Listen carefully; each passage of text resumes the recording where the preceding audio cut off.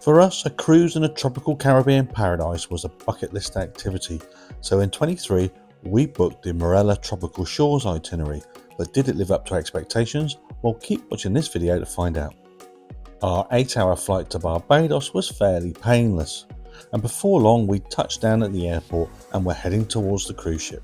Waiting for us was Marella Discovery, one of the favourites of the Marella fleet, and we were soon aboard and trying to locate our cabin. Having found our cabin, we did the safety drill and found our muster station. Our luggage was bonded, that meant we hadn't seen it since we left Birmingham, and it didn't arrive in our cabin until very late that evening, so we headed up onto deck for cocktails and some amazing Caribbean sunsets. Deciding that we couldn't tear ourselves away from these incredible views, we decided to eat at the snack shack for some tasty burgers and chicken wings.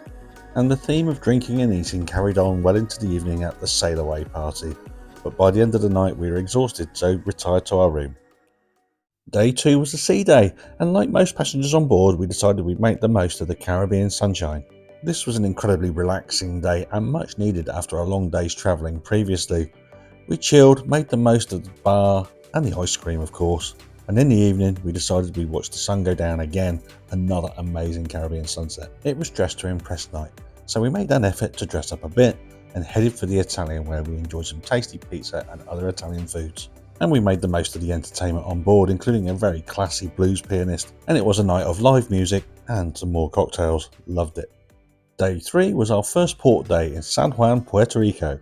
All passengers had to clear US immigration, and to be fair, this did take a couple of hours, but before long we were ashore and exploring this historic city. And what a historic city this is, it's incredible and has such an atmosphere and vibe. We first opted to take a walk and walk around the base of the old citadel walls. This took in some incredible views and we saw some amazing wildlife too. We then walked back down into the old city area itself, and we were amazed as we walked the cobbled streets with all the Latin music blaring out of people's houses and all the colourful street art. Old San Juan isn't a big area to explore, and you can soon take in all the key sites. Feeling peckish, we discovered the fabulous Choco Bar and then decided to hit one of the local bars and enjoy a pina colada. It was invented here apparently.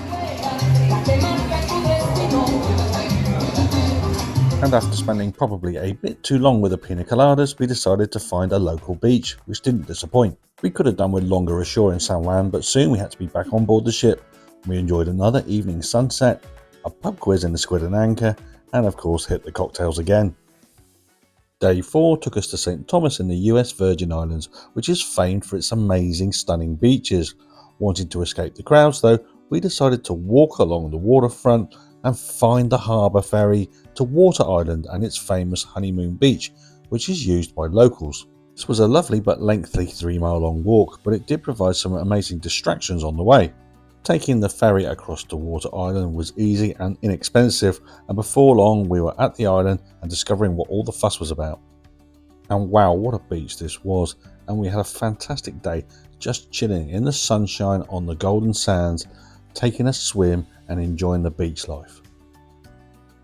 And the hours and time in this wonderful place passed far too quickly, and before long we were heading back to the main island, where we discovered that the town was having a party.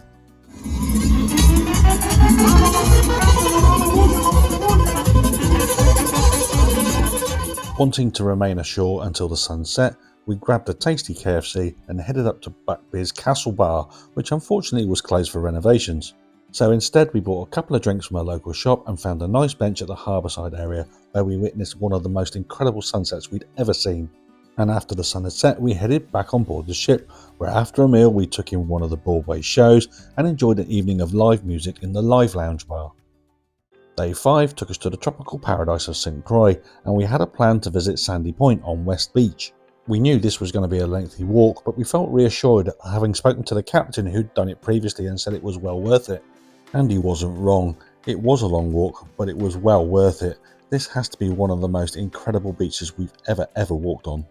Miles of golden soft sand filled with shells and no people. It just was paradise, really was.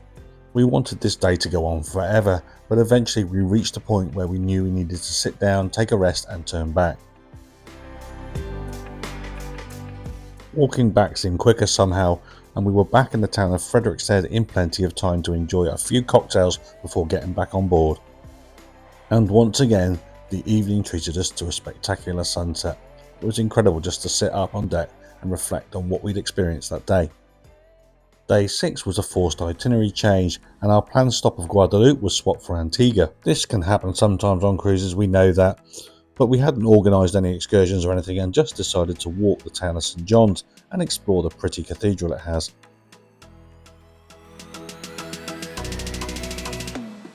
We enjoyed all the shops and the bars, particularly those in the harbourside area, but to be honest, a few hours ashore was enough and we were soon heading back on board. And we made the most of the peace and quiet back on board the ship, with most passengers still ashore or on excursions. And the pools and spa baths were empty and we had a really relaxing afternoon. It had been really worthwhile just chilling and relaxing, and we made the most of the evening sunshine and sunset as we sailed past Montserrat. Our final port stop on day 7 was Bequia in St Vincent and the Grenadines. This was a tender port and it was really well organised by Marella, who soon whisked all the passengers ashore to explore the island. Awaiting us was the quintessential Caribbean town of Port Elizabeth, with its pretty shops and market traders.